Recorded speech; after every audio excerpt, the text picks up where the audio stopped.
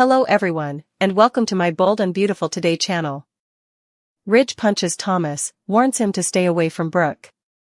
Brooke is spied by Thomas in Ridge's arms. While Luna Nozawa was learning the results of her pregnancy test, Thomas Forrester observed Brooke Logan in Ridge Forrester's arms. Brooke brought up the fact that Ridge had yet to end his relationship with Taylor Hayes at Forrester Creations and inquired as to how long she would have to wait. In order to get Ridge to return to her, Brooke said that she wanted Nick Marone to make him envious. Brooke encouraged Ridge to follow through on his promise to notify Taylor that their engagement was over because he had promised to make amends following the events in Italy. Ridge feared hurting Taylor and his family, but Brooke said the longer he waited, the worse it would get. Brooke pulled Ridge into a cozy embrace after admitting that they couldn't survive apart. Taylor was overjoyed to see her son after Thomas surprised her in her workplace on Tuesday's B&B program. When Taylor inquired about Douglas Forrester, Thomas said that he was in France enjoying his final summer with his pals. Now that Taylor's ring was back on her finger, Thomas marveled at it and heard her extol the virtues of her eternal relationship with Ridge. Following some discussion regarding the wedding, Thomas expressed worries about Brooke's attempts to woo Ridge once more. When she was with herself, Taylor recalled pleasant romantic moments and reassured Thomas that Ridge's priorities had changed. Upon returning to the CEO's office at Forrester Creations, Thomas caught a glimpse of Brooke in Ridge's embrace. He wondered what was happening after Thomas made his announcement. Thomas was able to complain to Ridge about the embrace he saw because Brooke made herself scarce. According to Thomas's assessment of the scenario, Brooke would get more desperate the closer Ridge and Taylor went to their wedding. Thomas wanted to make sure that their marriage was still going strong and that Ridge wouldn't destroy Taylor's heart. It's Thomas Forrester again. And goes up to Brooke. If he is married, will we find out? Thomas does not show up. Only a year has passed when Thomas Forrester asked Eric Forrester in his living room whether he could marry Paris Buckingham. He then left for Paris once more, saying he would be back soon. Thomas has returned, although the journey was far from short. Does Thomas have a spouse? Even if Hope Logan is the boy's mother, does Douglas Forrester still refer to Paris as mom? We must be aware of these things. Could Thomas be unmarried once more and competing with another guy for Hope's love? Why not add another man to the mix when Liam Spencer and Carter Walton are already interested in her? There remained unresolved business between Thomas and Hope when he departed. Hope wasn't prepared when he asked her to marry him again. Thomas believed that he needed to go on with his life because Hope might never be ready. Thomas will not, however, start by addressing Hope. Rather, he assumes the role of Steffi Forrester Finnegan. Thomas shares Steffi's desire to see his parents reunited. Additionally, he is aware that Brooke Logan does not, so he warns her not to stand in the way of Taylor Hayes and Ridge Forrester. That's all, they're getting married. Brooke is not going to give up on Ridge, even though she and Thomas have never gotten along.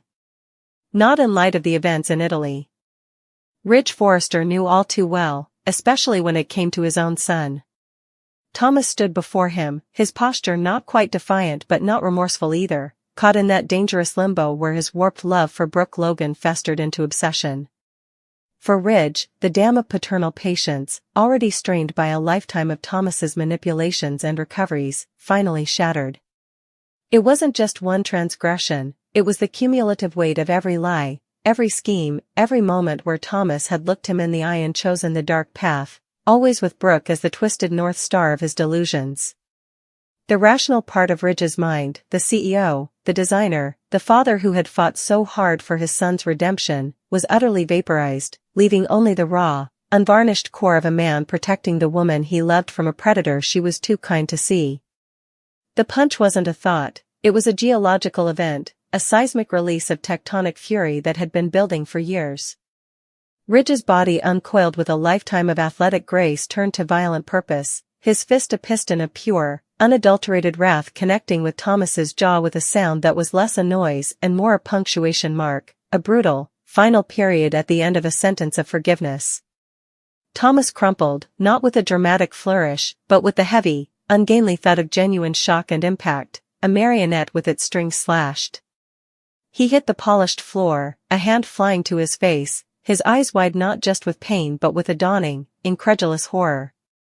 The invincibility of his obsession had been physically, incontrovertibly broken. He looked up at his father, and for the first time, he did not see a mark to be manipulated or an obstacle to be outsmarted. He saw a force of nature, a cliff face against which his schemes would simply shatter. Ridge stood over him, his chest heaving, not with exertion, but with the sheer, storm-like intensity of his emotion. His knuckles throbbed, a welcome, grounding pain that anchored him to the righteousness of his act. He didn't yell, not yet. The silence that followed the crack of the punch was more terrifying than any scream could ever be. It was the quiet of the apex predator, the absolute certainty of dominance. He loomed, a dark silhouette against the panoramic view of Los Angeles, his shadow engulfing his fallen son, and in that moment, the hierarchy was not of father and son, but of protector and threat. Then, the voice came. It was low, a gravelly rumble that seemed to vibrate through the very floorboards, stripped of all its usual charming cadence and replaced with something ancient and deadly serious. "Let me make something crystal clear to you," Ridge began, each word measured, hammered out on the anvil of his fury. "You will stay away from Brooke. Do you hear me? You will not look at her. You will not speak her name. You will not go anywhere near her house, her office, or the air she breathes." He took a step closer, and Thomas instinctively shrank back, the taste of blood in his mouth a potent testament to his father's promise.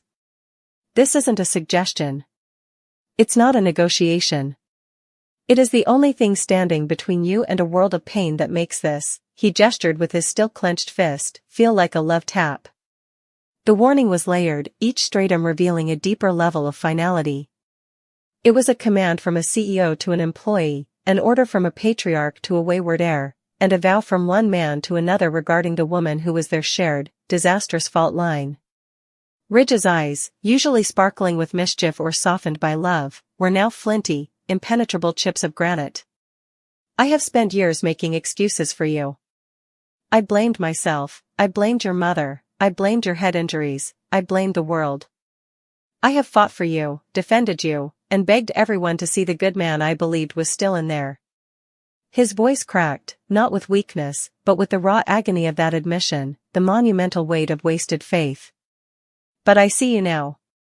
I see the calculation. I see the sickness. And I am done. Whatever part of you that is my son is now on notice, the man who is your father is gone. What's left is the man who belongs to Brooke, and I will dismantle your entire world, brick by fucking brick, if you so much as glance in her direction again." This was more than a threat to Thomas's person, it was a threat to his identity, his legacy, his very place in the world.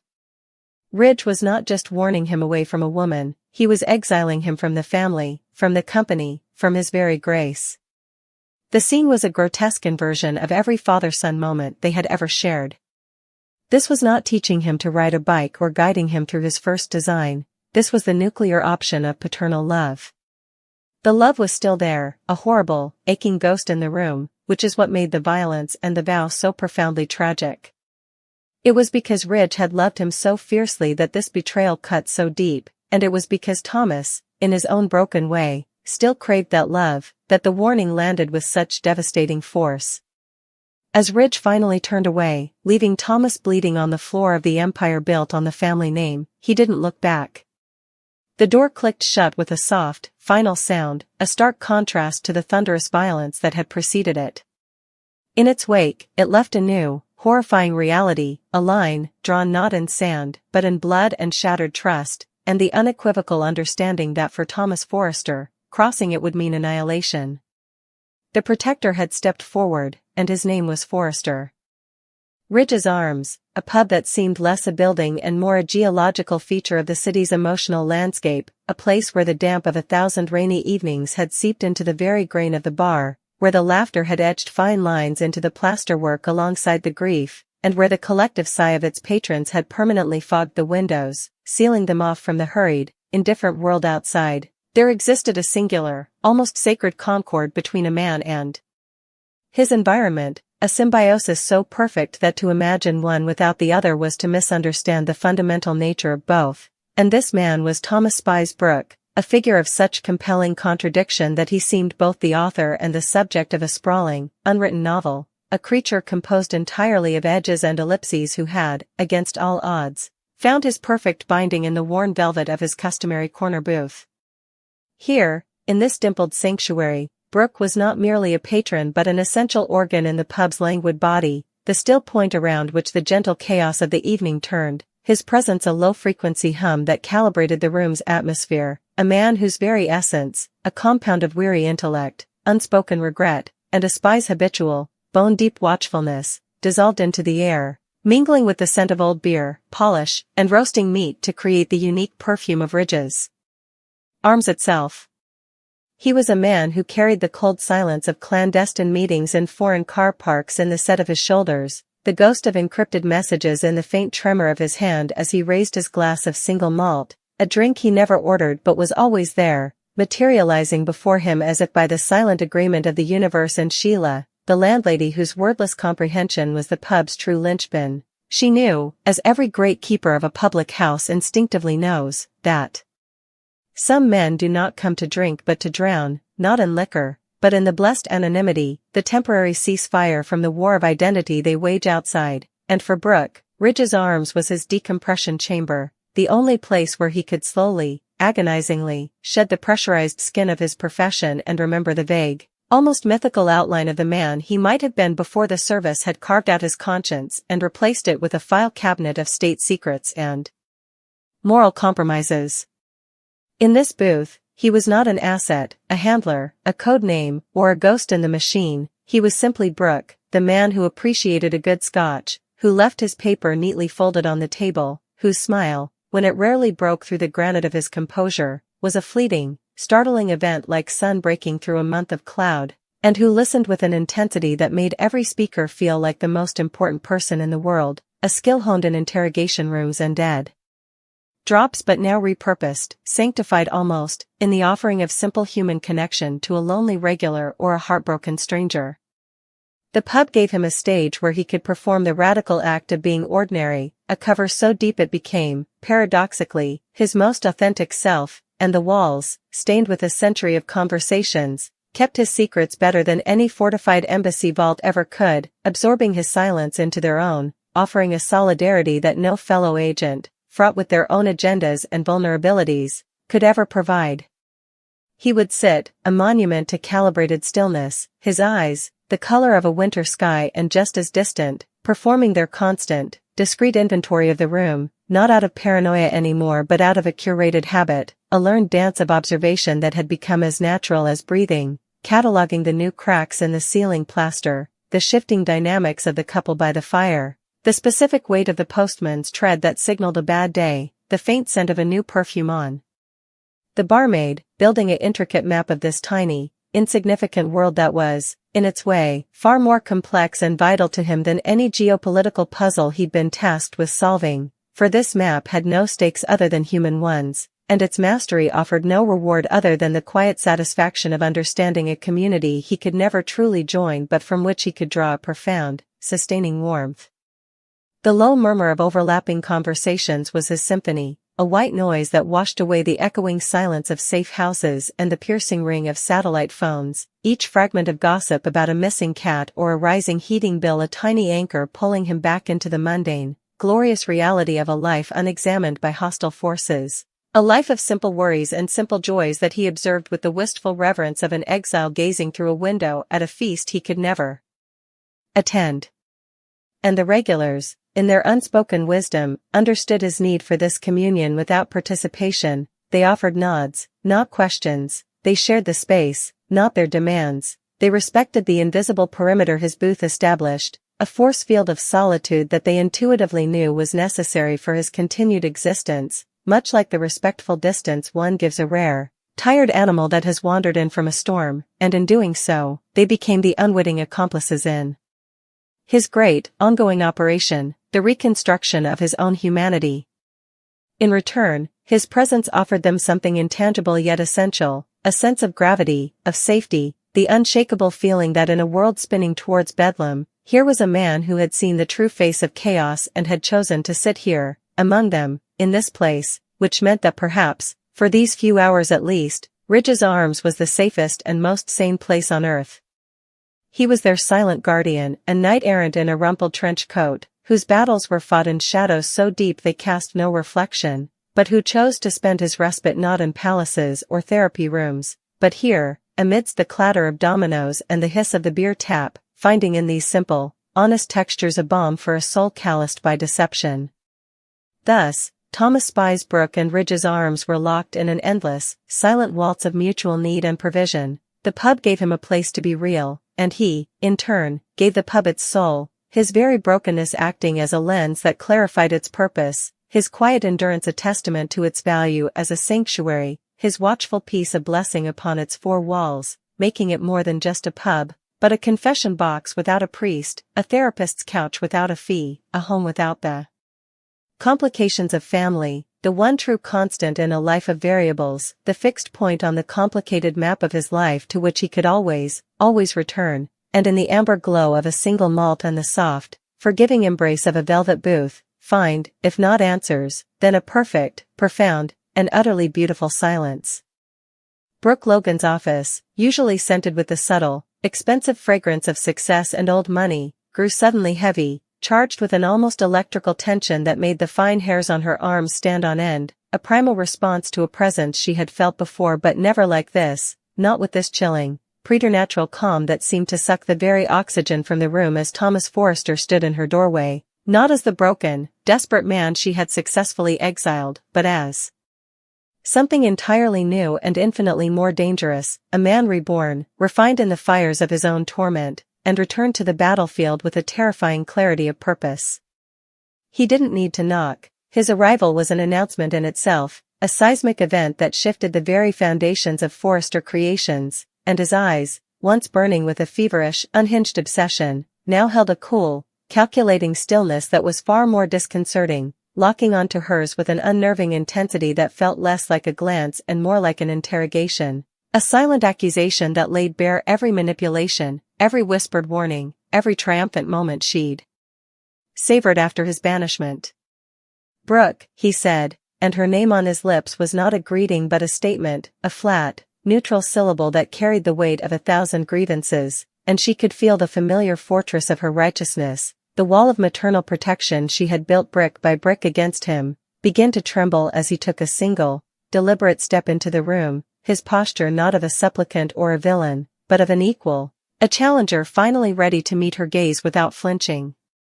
"Thomas," she replied, her voice a carefully controlled instrument she wielded like a shield, though it betrayed a faint tremor, a crack in the impeccable facade of the matriarch who had convinced herself and nearly everyone else that she was the sole guardian of morality and sanity in their tangled world. "I wasn't aware you were back." He offered a ghost of a smile, a cold, fleeting thing that didn't touch the arctic ice of his blue eyes. "I'm sure you weren't," he murmured, his voice low and even, each word chosen with a precision that felt surgical. "I'm sure you hoped that particular problem had been solved permanently. Out of sight, out of mind, right? That's always been the strategy, hasn't it? Not to fix, not to understand, but to remove. To erase." Brooke drew herself up, clutching the edge of her mahogany desk, the solid wood a tangible anchor in a conversation that was already spiraling into the depths of their poisoned history. "I did what any mother would do to protect her child from a toxic and dangerous influence," she stated, the rehearsed lines sounding hollow and brittle even to her own ears in the face of his unsettling composure. "You did what you always do," he corrected her softly, taking another step, closing the distance between them, not with a threat of physicality, but with the sheer force of his presence, forcing her to truly see him, the stronger jawline, the clearer gaze, the absence of the desperate need for approval that had once made him so easy to dismantle. "You appointed yourself judge, jury, and executioner. You took my son from me. You turned my sister against me. You used every mistake I ever made, every single moment of weakness born from a heart that was shattered and a mind that was lost, as permanent proof that I was a monster, irredeemable, beyond the pale of your perfect little world." He didn't raise his voice. The quiet conviction was far more powerful than any shout could ever be. You never saw a man in pain, Brooke. You saw a narrative. A convenient obstacle to Hope's happiness that needed to be vanquished. And you played your part flawlessly. Brooke's cheeks flushed with a heat that was part anger, part shame, a volatile mix that made her lash out. I saw a man who manipulated my daughter, who built a fake pregnancy room, who took advantage of her grief, who would have let her marry him under the most horrific false pretenses. Don't you stand there and pretend you're a victim, Thomas. You orchestrated your own downfall. For the first time, a flicker of something, acknowledgement, perhaps, but not regret, passed over his features. I did, he agreed, stunning her into momentary silence. I was sick. I was broken. And I am accountable for every second of that. I have spent every day since I left this city working to understand that, to heal that broken part of me, to become a man my son can truly look up to. But you, he continued, his gaze piercing through her defenses, you are accountable for something, too. For your relentless campaign. For your joy in my exile. For convincing Hope that any love she might have felt for me was a sickness to be cured. You didn't protect her from a monster, you protected her from a man who was finally, truly learning how to love her properly, selflessly. You were so afraid of my obsession that you failed to see your own. Brooke recoiled as if struck. How dare you? My love for my daughter is pure. Is it? He challenged, his head tilting. Or is it obsessive? Controlling? You need her to need you. You need to be her hero. And for you to be the hero, I had to be the perpetual villain. You never allowed for the possibility of change, of growth, of redemption, because if I changed, then your entire identity as her protector crumbles. What are you without an enemy to fight, Brooke? Who are you if you're not standing between Hope and the big, bad wolf? The question hung in the air between them, stark and devastating.